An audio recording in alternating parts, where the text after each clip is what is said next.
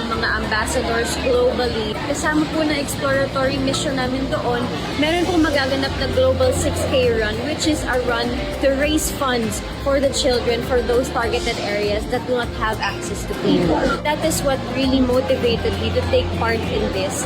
And with World Vision, as I have mentioned, I'm not just an ambassador.